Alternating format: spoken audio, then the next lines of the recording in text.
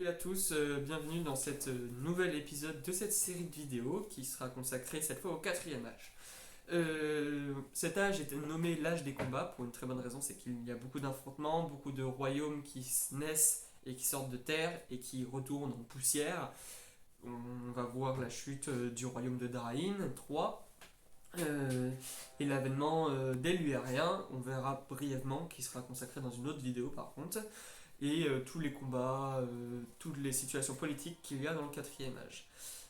Sur ce, je vais faire un bref résumé de la situation des Luériens dans le troisième âge, et je vous invite à prendre une pinte de bière, venir vous asseoir à ma table, et je vous conte l'histoire du quatrième âge sur les terres d'Oran. Alors un bref résumé du troisième âge, enfin pas du troisième âge en entier, mais j'ai de la situation des Luériens.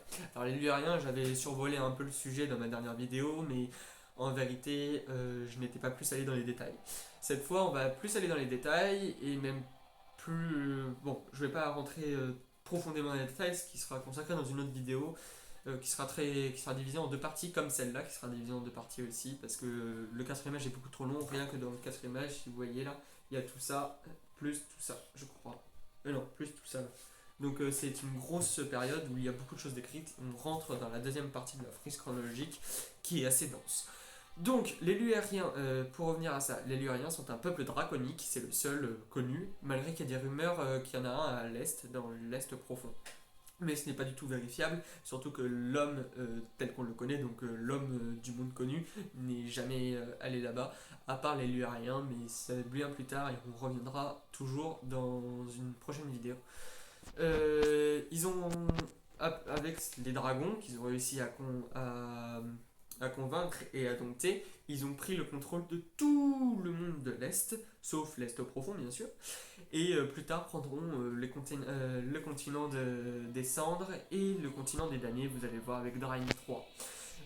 Juste avant nos événements que nous pouvons voir ici, les Luériens ont fait une grosse conquête de masse sur Lumia. Ils ont réussi à convertir de force tous les peuples de Lumia et surtout ont pris possession de la mine d'Ortank, ce qui est très important. Parce que c'est la capitale minière et financière d'à peu près tout le monde connu central. Donc le monde, on peut le diviser en trois. Le monde de l'Ouest qui est très inconnu. Le monde de l'Est qui est à peu près toutes les grandes puissances mondiales. Et le monde central où il y a quelques petites puissances mondiales, mais qui est le centre de notre univers. Et sur ce, du coup, nous pouvons passer aux événements du quatrième âge réel. Et du coup, pour ce premier événement du quatrième âge, Drain, suite à l'expansion des Luériens et la prise de pouvoir des Luériens sur la capitale minière et économique qui est les mines d'Ortank, Drain, lui, l'a convoité depuis longtemps, ça faisait depuis à peu près 20 ans, ou même des années de plus, qu'il convoitait cette capitale parce que c'est le centre du commerce et ça lui donnerait un pouvoir immense. Euh, je vais baisser un peu le son parce que c'est fort un peu. Et du coup, Drain, en voyant que les Luériens l'ont prise super facilement, malgré qu'ils ont des dragons et beaucoup plus de flotte et d'armées terrestres, il a un peu, entre guillemets, la rage.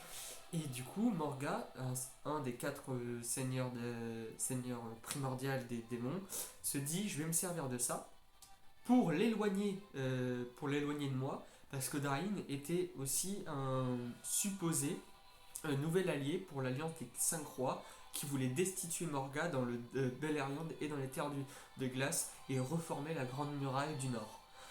Donc Morga il manipule Drain, il lui raconte plein de mensonges comme quoi les Luriens, leurs dragons, ils les ont renvoyés dans leur capitale, qu'il n'y a plus aucune force et que la cité, donc les mines d'Ortank, était juste à sa merci.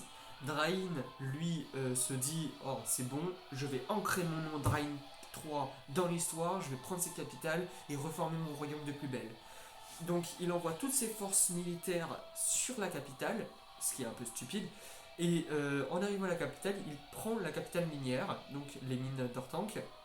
Sauf que un ambassadeur, un messager des Luériens va voir l'ambassadeur qui se trouve de l'autre côté du continent Lumia Et quelques mois après, juste quelques mois, hein, parce que ça met quand même longtemps à traverser un continent, hein, quelques mois après, euh, le, l'émissaire arrive à sa destination, explique la situation à l'ambassadeur. L'ambassadeur décide d'envoyer une lettre à l'Empire de Luria, qui n'envoie pas 2, pas 3, pas 4, pas 5, pas 6, mais 300 dragonniers, des forces armées, une flotte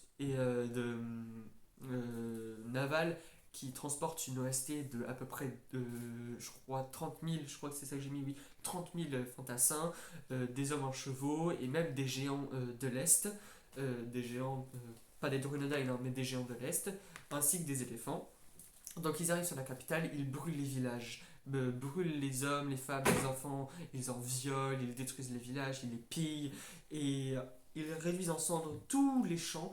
Ils mettent les cendres partout sur le continent, ils mettent des os, les crânes et les restes humains qui pourrissent pour rendre les terres totalement infertiles. Et l'âge des meutes de vouivre du nord de ce continent, donc aujourd'hui on connaît sur le continent des damnés, pour détruire la capitale. Et à la veille de la destruction totale de l'Empire, le roi Dain III, Père Espoir, monte à la plus haute tour de sa capitale et se suicide. C'est ce qu'on appelle la grande fin du grand empire de l'Ouest, le seul grand empire qu'on a vu naître à l'Ouest, et la destruction de tout un continent qui était pourtant une merveille de la flore et de la faune. Aujourd'hui, il ne reste que des restes d'humains et des carcasses sur des kilomètres et des kilomètres. Les champs des eaux portent très bien leur nom, je pense que j'ai pas besoin d'expliquer ce que c'est. Ou alors la capitale fantôme, qui était la capitale larmoyante euh, dans leur âge d'or, est devenue une capitale fantôme, comme son nom l'indique. Sur ce, on peut passer au deuxième événement du quatrième âge, qui est un peu moins puissant, mais qui est quand même bien, bien marquant pour à peu près le monde entier. Maintenant, on peut entamer le deuxième grand événement. Donc, c'est plutôt plusieurs petits événements qui en forment un seul, parce que je voulais pas faire plein d'événements et vous perdre dans la chronologie. Donc, on va en revenir sur quelques-uns.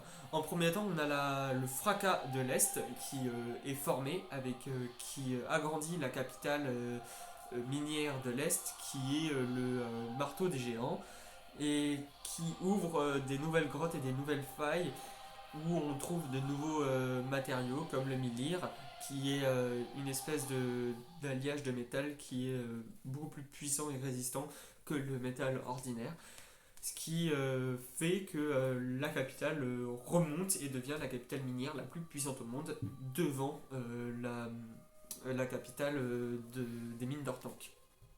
Deuxième événement, c'est la création de Daynil, la cité sous la montagne, qui est régie par Terran, le premier roi nain. Alors quand je dis nain, ce ne sont pas des nains comme on le connaît, genre le Seigneur des Anneaux ou alors The Witcher ou quoi, ce ne sont pas des nains comme ça, ce sont de petites personnes, juste, on peut encore les considérer comme des hommes.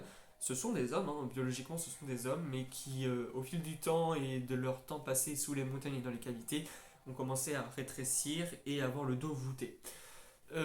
Ces personnes sont très robustes, ont toutes les qualités des nains en étant des hommes, et fondent un royaume très puissant, fondé sur le commerce de l'or et de pierres précieuses qui se trouve dans la montagne de Dainil, qui est à peu près au centre de Minar.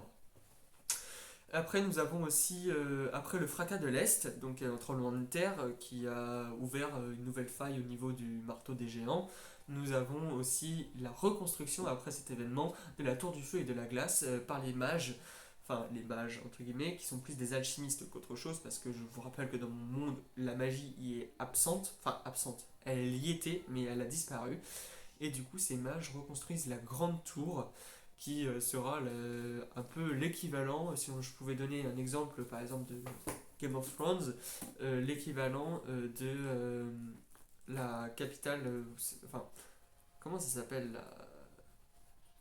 la capitale enfin la ville des Hightower dans le monde du Seigneur des Anneaux, enfin de, oh, de Game of Thrones, c'est la capitale des Hightower qui avec la grande tour de Villevieille. Voilà, Villevieille.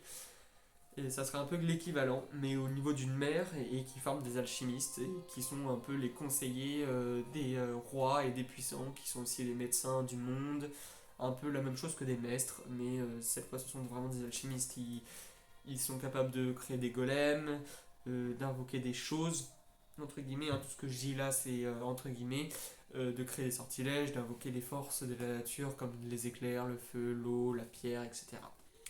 Donc voilà, c'était tout pour le troisième, enfin le deuxième événement du monde. Et là, suite à ça, on va passer au quatrième, enfin troisième grand événement du monde du quatrième âge.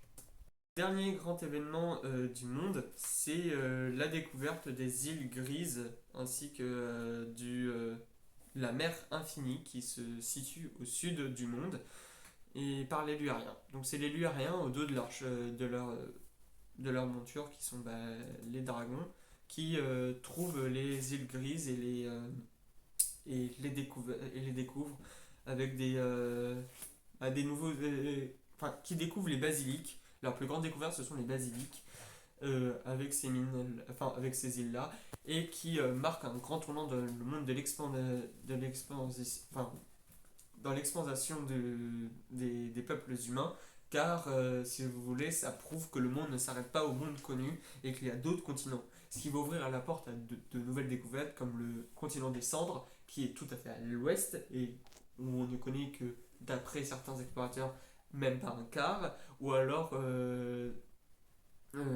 Montréal, qui est un continent un peu comme l'Amazonie, si vous voulez, avec des jungles et des forêts à perte de vue, qui est un peu considéré comme l'endroit le plus dangereux naturellement parlant.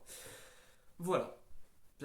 Donc en conclusion, le quatrième âge est un âge rempli avec beaucoup de découvertes, etc. Et là j'ai survolé que les événements majeurs parce que je pouvais pas retenir. Par exemple, il y a les guerres intestines et familiales dans Minor, entre des mariages qui sont arrêtés, annulés ou quoi. La découverte des grands dragons de fumée à l'est ou encore au nord. L'arrivée de Morga et de ses frères avec la dernière grande guerre qui va démarrer durant le cinquième âge et qui va un peu débouler sur le sixième âge. Mais ça, ce sera pour une prochaine vidéo. Je pense que la prochaine vidéo sera consacrée aux Luériens avec leur expansion, leur mode de vie, leur capitale et leur chute, qui est un événement très tragique et qui marque le monde à tout jamais, ce qui va donner lieu un nouvel âge des combats qui sera beaucoup plus violent. Sur ce, je vous dis à plus, n'hésitez pas à mettre un pouce bleu, je le dis pas à chaque vidéo, la dernière fois je pense que je l'ai pas fait. N'oubliez pas de checker sur mon Insta et si vous avez des trucs à m'améliorer, je pense que j'ai fait beaucoup de choses qui sont pas bien dans cette vidéo, j'ai fait beaucoup d'erreurs. Mais j'essaye de m'améliorer. Déjà, j'ai un nouvel ordi qui me permet de mettre de la musique. Là, je sais pas si vous entendez. J'ai du mal encore à régler le son. Je pense que ça viendra avec l'habitude. Et je suis obligé de demander à mon cousin de m'aider à filmer, alors que d'habitude, vous me voyez faire ça à la caméra, etc. Mais ça, je peux pas y faire grand chose. Je pense que je vais essayer de monter cette vidéo un peu avec ce que me propose YouTube. Et après, on verra pour les prochaines vidéos. Mais je vous remercie si vous avez regardé jusque là et franchement ça m'encourage vraiment. Et même si vous ne mettez pas de pouce bleu et même si vous vous abonnez pas, ça m'encourage quand même.